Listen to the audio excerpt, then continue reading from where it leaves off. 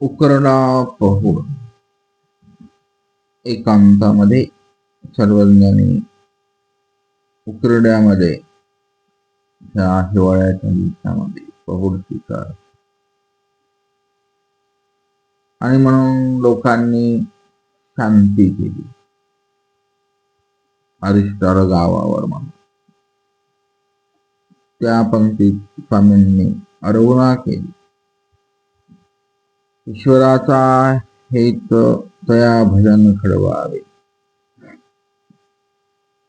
तर त्या भजनामध्ये म्हणाले पदार्थ तर सर्व लोकांची वर्गणी होती, सर्व लोकांचा पदार्थ होता. म्हणून त्या सर्वांचं काय मग? म्हणून सर्वांना ते सांगतात की भोगभूमी मनुष्यत्व काय सहेतू निर्हेतू आणि अशा बऱ्याचशा गोष्टी असतात क्रिया करतात. निर्हेतूक असेल तर सर्वांना ते भजनाचं फळ मिळालं असतं ईश्वराच्या ठेव. आता इथे शांतिक असल्यामुळे लगेच त्याचा रिझल्ट बदलला. म्हणून ते सांगतात भोगभूमी मनुष्यत्व.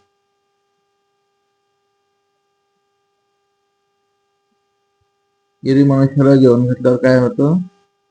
मनुष्याचा लेप लागतो आहे का नाही? पण इथे शांती काय अरिष्ट आलं म्हणून.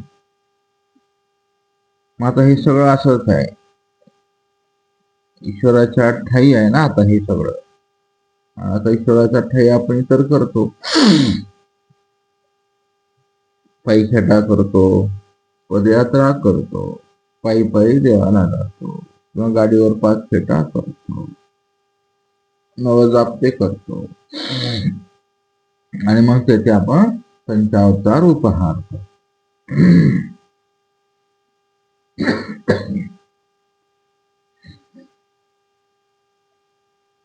असा सगळा गोंधळातला विषय आहे. म्हणून ते म्हणतात भोगभूमी मनुष्यत्व होईल. पदार्थ तर पूर्ण भोजन झालं नाही, स्वल्प आहे, कुणाचा अल्प आहे, कुणी 2 पायल्या, कुणी 4 पायल्या, कुणाचं 2 लिटर तेल, काय असेल ते सार्वजनिक उपहार आहे ना तो. आता आम्हाला तिथे ईश्वर हेच आहे. ईश्वराने येऊनच स्वतः झोपलेल्या झोपलेले असल्यामुळे तिथे ईश्वराचा हेतू आहे, काहीतरी हेतू आहे. आणि कुठलेही क्रिया कर्म हेतूशिवाय होत नाही. त्याला ईश्वर हेतू आहे का तुमचा जीव हेतू आहे? हा जीव धर्म आहे, तुमचा व्यवहाराचा हेतू आहे. म्हणजे तुम्ही जे अवसर करता हेतू काय? त्या हेतूवरती सगळ्या तुमच्या सगळ्यांचा रिझल्ट आहे. अष्टपदीचा आचार करताय पण तुमचा हेतू काय? आत्मनियोजन करता तुमचा हेतू काय? ईश्वर शोधणे असेल तर त्या लेवलनं ईश्वरच प्राप्त होईल. ईश्वर शोधणे निमित्ताने तुमचा हेतू सहेतुक असेल तर ती क्रिया त्याच्यातच पडत नाही. मुंकत गाढव चोरी. एका विषयावर अनेक विषय सांगायचे. हे सगळं काय म्हणतात तात्विक ऑपरेशन आहे. म्हणून ते सांगता इथे ईश्वराचा हेतू असल्यामुळे त्या सर्वांना पूर्ण भोजन घडलेलं आहे. थोडा असो की जास्त असतो म्हणजे कशावरून ह्याला प्रमाण काय? नावाले यथा परिखान मंत्र कुठलेले आहे बघा सांगा भाऊ. परीक्षा तिथं काय म्हणले स्वामी?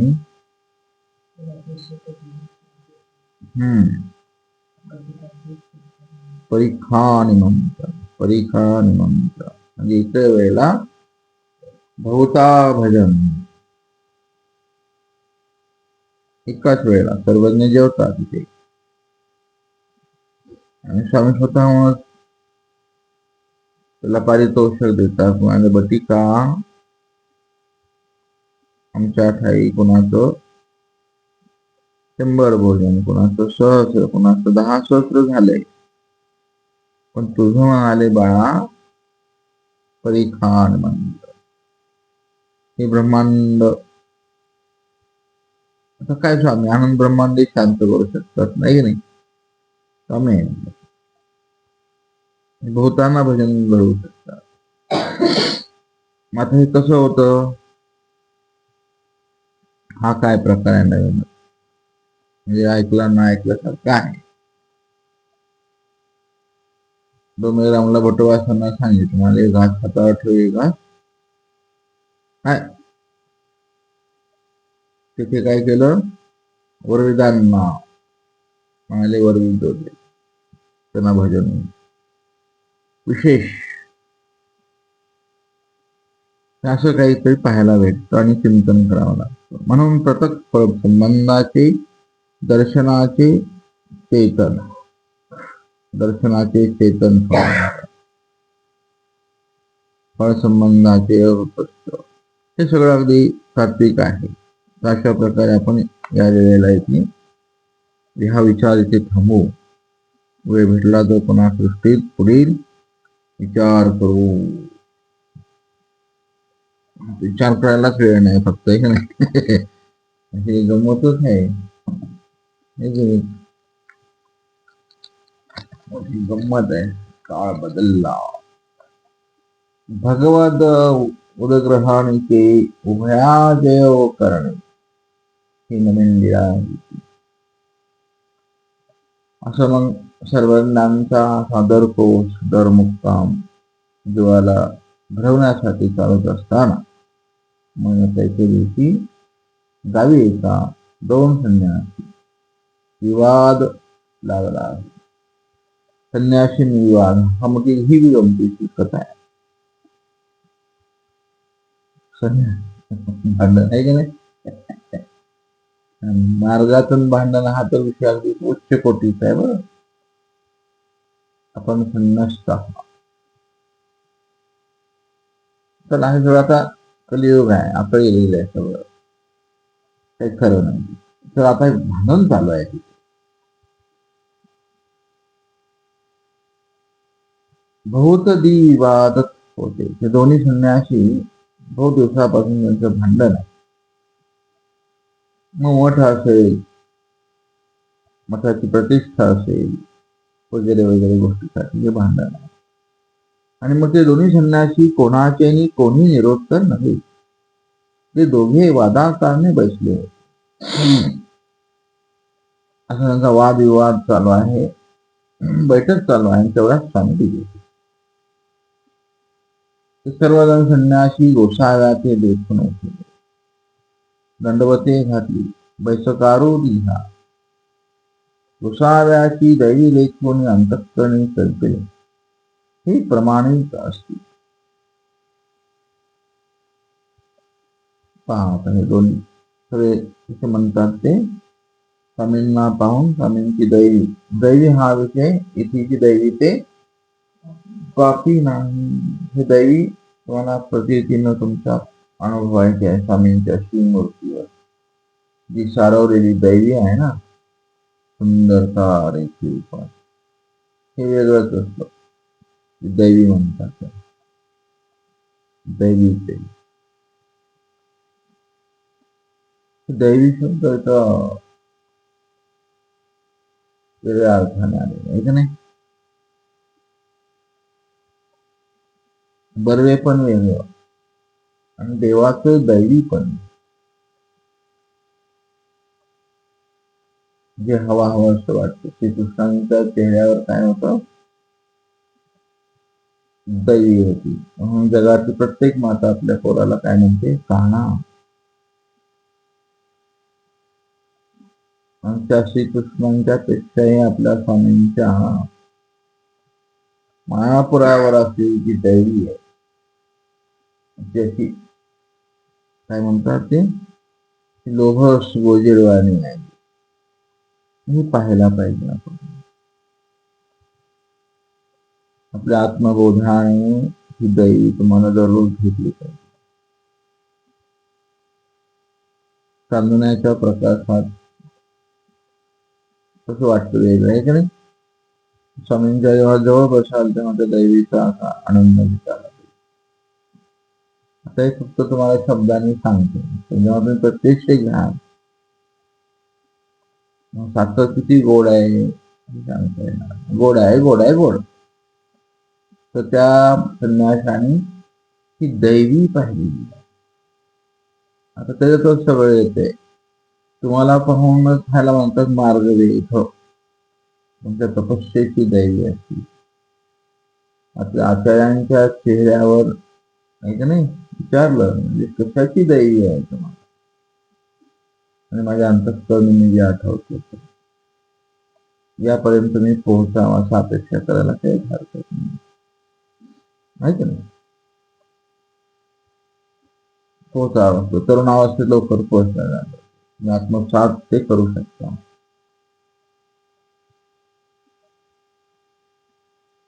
कारण हे सगळं अभ्यासाचा विषय आहे ना.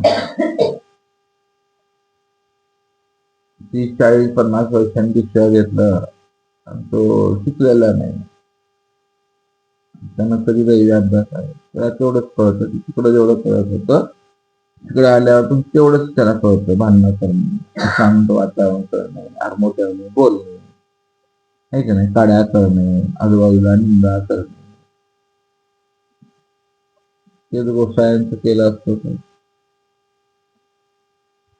बोलायचं देवाचंच बोलायचं. उठायचं तो देवासाठी उठायचं. हा आपला आचार आहे बरं. तुम्ही नाही कुठल्या पुरुषात बसले तर डिंगऱ्यात तर बसावं ना.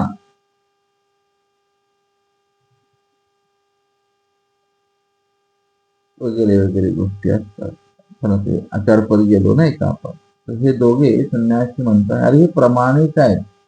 तुम्हाला पाहिल्यावर प्रमाणित आहे असं वाटलं पाहिजे बरं का. नाही खरंच म्हणजे बाजू आहेत ना पाहिल्या ओळख नाही पाळत नाही. ही प्रमाणितपणा सिद्ध झाला पाहिजे तर तो मार्गाला येईल. देवाचं उद्धारण कार्य ही लीळा आठवत असताना आपण दोन्ही संन्यासी आहोत. आपण भांडत आहोत आणि तिथं आता स्वामी आलेले आहे. आणि असं वाटलं पाहिजे आपल्याला की आता माझ्याकडे देव आले. आता आमचं भांडण नक्की कुठे येईल. ते म्हणतात मी प्रमाणित दिसताय बरं का. मग ही उभयवर्गी एकमेकाचे म्हटले का हो नारायणा येतुकी दिवस तुम्ही आम्ही क्षमतोपरी कोणाचे निर्णय नव्हते तर या गोसाव्याचे सभ्य करू भांडणाचा अध्यक्षस्थान करू. दोघांना आपण विनंती करू आमचं भांडण सोडवा. मग नदीशी गावीचे महाजन बोलाविले गोसाव्याचे सभ्य केले. दोघी उघाणी करू आदरी उघाणी प्रवृत्ती हा शब्द लगेच बऱ्याच वेळेला आहे का नाही. उघाणी करत मग पक्ष प्रतिपक्ष असं चालतात. वादिवाद, संवाद, परिसंवाद आणि विवाद. जिज्ञासा, मंथन आपल्या स्वामींनी इकडे हा विषय घेतलेला आहे. परमानंद जिज्ञासा ठीक आहे.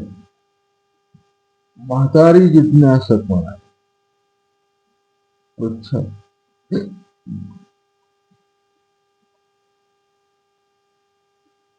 वगैरे गोष्टी असतात.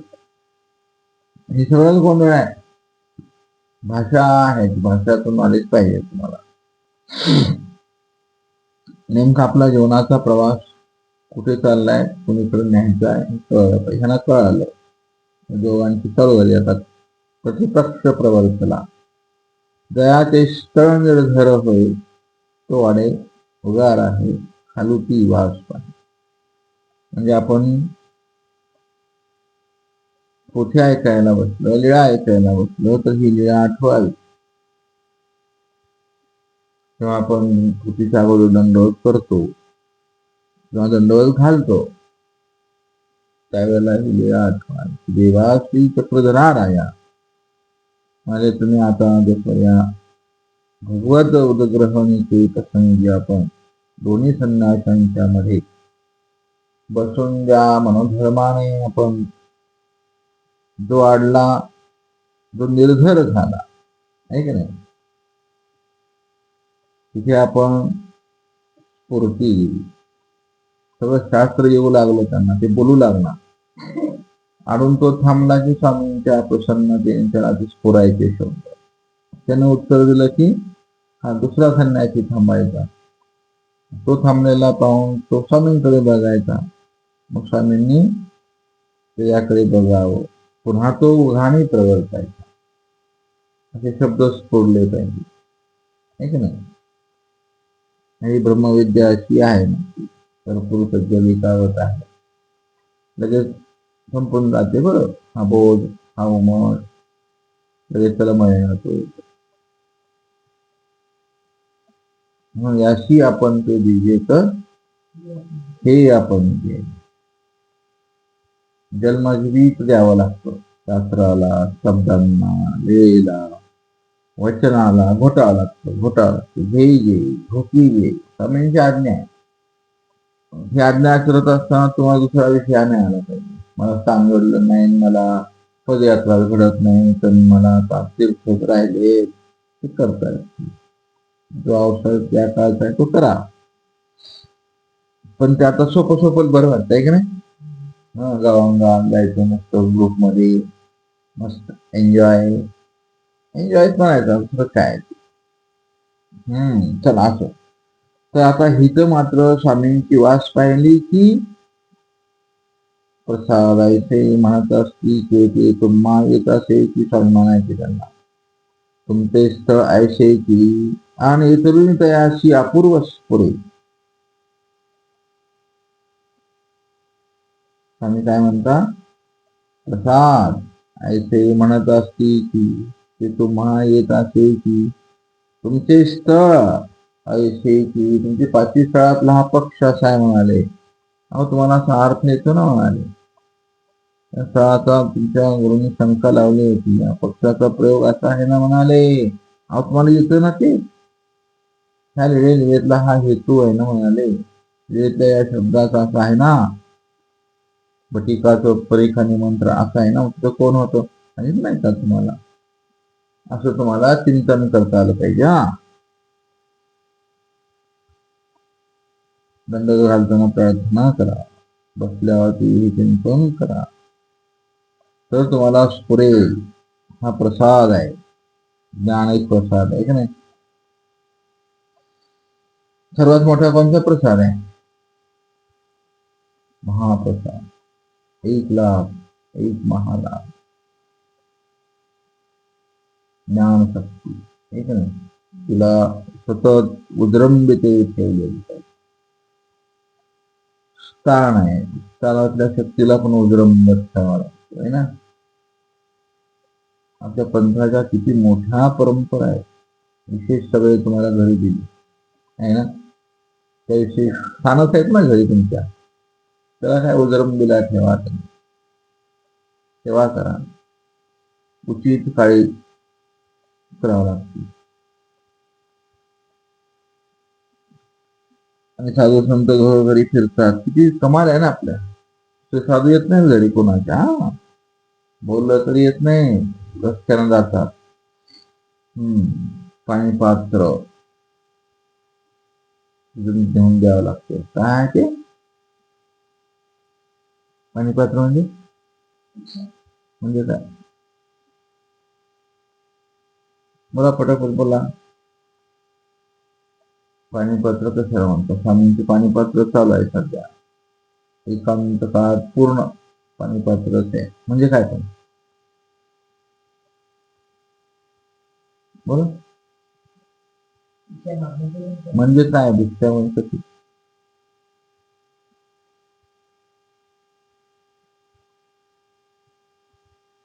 एवढी कशी भिक्षा सांगायची सांग. अहो पाणी म्हणजे हात हो. भिक्षा आता इथे काय हातात काही भाजी पातळ येणार नाही पण आहे की नाही थोडी तिथंच खायची.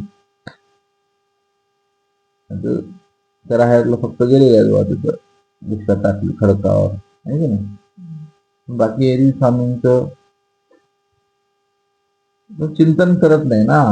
सांगितलं तुम्हाला कळत पण नाही.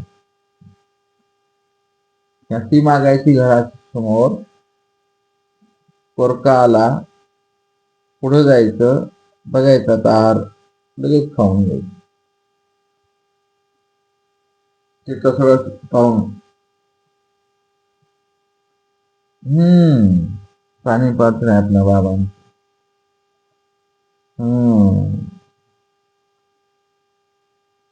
आणि काही नाही सोबत तसेच निघालेलं.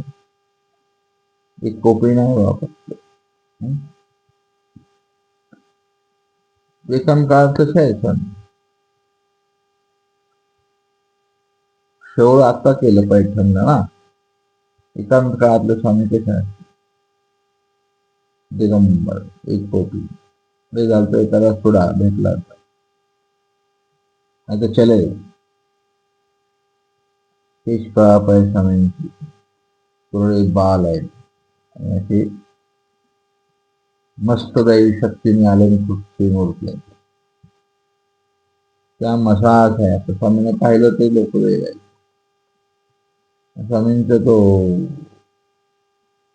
कमरेला असायचा थोडा थोडा आहे ते आपल्यासारखं होत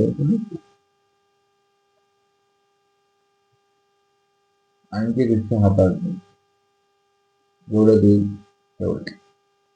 वरण नाही भात नाही घेणार कशात ते घ्यायलाच नाही. आपली खरी भिक्षा अशी आहे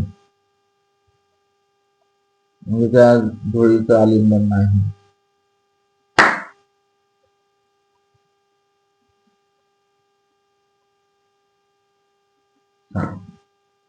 अतिशय चांगला आहे. धन्य धन्य स्वामी. चला तुम्हाला त्या विश्वास जायचं नाही. दुसरीकडे गेलं तुम्हाला झोप येते कंटाळा वाटतो कधी पोटी बंद होते. सगळ्यांचंच आहे आता गुरु लोकांचं पण आहे. माझं पण तसं आता कसं पोटी करायचं कारण पुढची व्यवस्था लागलेली आहे ना पोटाची व्यवस्थित आहे विषय नाही स्वामी देणारच नाही. स्वामीला भावावं लागतो तुम्हाला अभिभूत पाहून भावावं लागतो. अभिभूत अवस्था आणि भावनेची अवस्था तुम्हाला उत्कंठशिवाय जन्माला येत नसते. तुमची जिज्ञासा प्रकर्षाने झाली पाहिजे तुम्हाला आता मला कोणता शब्द ऐकायला भेटेल आणि तुम्ही जर माळलेला असाल केलेले असाल कलियुगाचा प्रभाव असेल तर तुम्ही या क्षणाला बसाल तर आपण उद्ध्वस्त झालेले असाल. वेगवेगळे विचार झोप अस्वस्थता खूप असतो हे मी अनुभवलेलं माझा अनुभव सांगतो. जेव्हा आपले अधिकार नसतात ऐकायचे तेव्हा आचार्य मंडळी अधिकार मंडळी काय बोलतात घेण्याची शक्ती नसते आपल्याकडे. असं निघून जातं ते कानावर आणि निवांत ते डोळे झाकतात असं असं होतं. हे अविद्येची झळपण प्रसवाची प्रभाव त्याचा अभाव झाला तर हे डोक्यात घुसतं.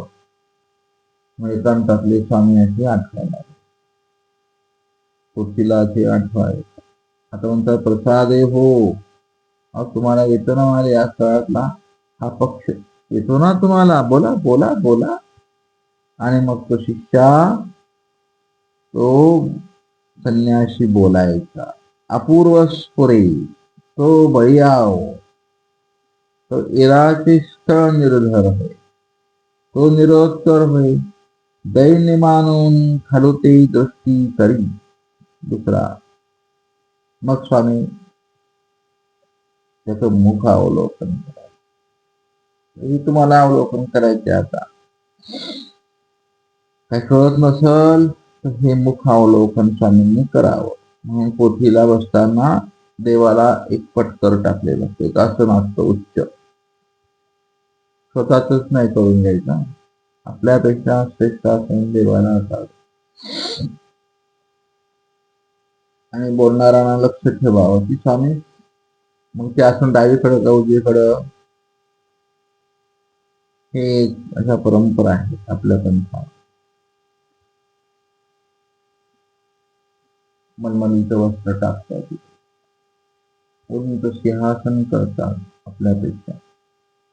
आता तर आधी तसा विषयच नाही काय, स्थानावर डायरेक्ट जातो आपण गाडी घेऊन तर, नाहीतर रथात बसून जातो स्थानावर. देवा मी आला, मी आला. बर तुला पॅरालिसिस करतो, थांब आला का तू बसून पालखी, बर थांब थांब. आता आपली अशी स्पर्धा, काय करायला कोणाला काहीच कळ नाही, अशी स्थिती आहे. आपण स्वामींकडे चाललो आपण इकडे, गाडी अगदी कामालाच फेटवायची बाकी राहते. चल तर असं हे अपूर्व पुरायला लागलं त्यांना. आणि गोसावी म्हणायचे, अरे तुम्हा येत असते ना, बोला बोला. आणि अशी प्रसन्नतेने वास पाहिजे सांग, मग त्याची वास पाहायची अपूर्व स्फुरे. आणि अशा प्रकारे ऐसे की दिनास्त पर्यंत शांत झाले. हे विशिष्ट शब्द आहे. दिवस अस्त होईपर्यंत दोन्ही शांत झाले, थकून बोलून बोलून बोलून. त्यावर ते सुखसोयी शृंगार पाहिजे होता. सर्वज्ञ म्हणतात तुमचेही मत दिसते आणि याचेही दिसते. किंवा उभयाजय, दोघांचा विजय झाला, दोघे विद्वान आहात. यापैकी दोघाही सरी घातली, उभयाजय कधी केले तीही मानली, नमस्कार केला. मग महाजनी म्हटले, पुरुष सामर्थ्याचे ऐसे दिसत असते. आणि ही लीला सर्वज्ञाने केली आणि तेथून गुपचूप विजय केला. अशा प्रकारे हे लीला इथे संपते.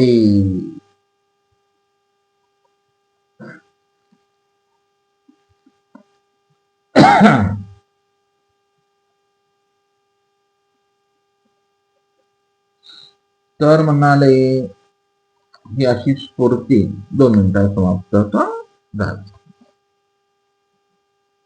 तर अशी स्फूर्ती कशाने होतं, काय करतात स्वामी आडलेलं पुरायला, हे कोण व्यापारतं, कारण हे त्रिगुणता आहे तिथे. हे काय देवाचं थोडी ब्रह्मविद्या बोलत होते, नावाले ओळखणीचा व्यापार. आपल्यासाठी कोण तुम्हाला व्यापार करायचा, तुमच्या विषयावर अवलंबून. तुम्ही कुठून बी पोथी ऐका, व्हॉट्सअपवर ऐका, युट्यूबवर ऐका, पण ते ऐकल्यानंतर तुम्हाला पटणं, उमटणं आणि पूर्ण त्याच्यावर प्रतीती येणं, हे शब्दच आहेत. आकाश ब्रह्म आहे. ईश्वराचा महाधर्म ठेवून जर तुम्ही त्या ठिकाणी कसं बसाल, बोधशक्तीचं कार्य जरी नाही झालं तर विज्ञान शक्तीचं कार्य आहे ना, बोधान देतील ना स्वामी, बोध नाही देणार, काळाक्षरी म्हणतात ना. ठीक आहे, पण असं पूर्ण आकाश ब्रह्मांडामध्ये शब्दांचं जे येणं जाणं आहे, युट्यूबवरून होत असेल. स्वामींच्या दृष्टीने तसा व्यापक विचार केला तर, अतिउच्च लेवलला गेलं तर सायन्सच्या, युट्यूब वाले शब्द धरून ठेवतात की नाही, हे काय शक्य वगैरे. चला नवीन विचार आहे हा. तर म्हणाले ते ओळखणी ते परमाणू, चतुष्टय मन बुद्धी चित्तातले जे परमाणू आहेत, ओळखणी चेष्टा कसं करत असते. ते ओळखणीला काय, तुम्हाला वेद आणि उपनिषद काय पटपट बोललं जाईल ना, त्याला काय. आपल्या स्वामींनीही वेद बोलाय, कोणाला अखंड वेदच बोलायचा. आणि कुठे स्वामी गेल्यावरही लोक त्यांना तिथे जायचे विचारायला,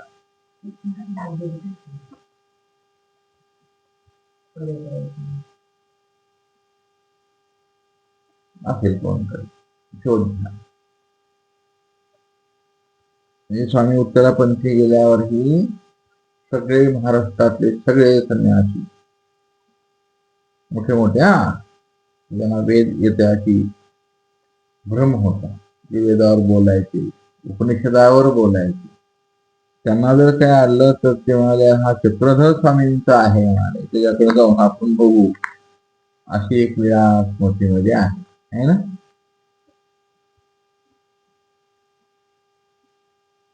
किती स्वामींकडून वेद होणं म्हणजे काय? एकच राहिलं आपलं की स्वामींनी गीता वाचायला, हे राहून गेलं स्वामींची इच्छा. तर हे असं चातुर्थ प्रदेशामध्ये ते ओळखणे, ते संचार करते आणि बोलायला लागते. दुसरे दया शास्त्राचा वाद दयाची अधिष्ठाती. शास्त्र कोणतं होतं समोर, ज्या देवतेचा असेल त्याच्या अधिष्ठाती बोलेल. तिसरे देहीची देहाभिमानाने बोलेल, तिला काय हरकत नाही. दोघांचा देहाभिमान नाही का तिथं उभा. चौथे ग्रामदेवतेचे चेष्ट करतो. त्या गावाची ग्रामदेवता असेल, स्वामी तिला बोलते मारे चल बोल, म्हणून हे आवरले आहे. आणि तुम्हाला जेव्हा ब्रह्मविद्या बोलायचं असेल तेव्हा विपरले आहे. अशी सर्व ज्ञानी विद्या साकार केली.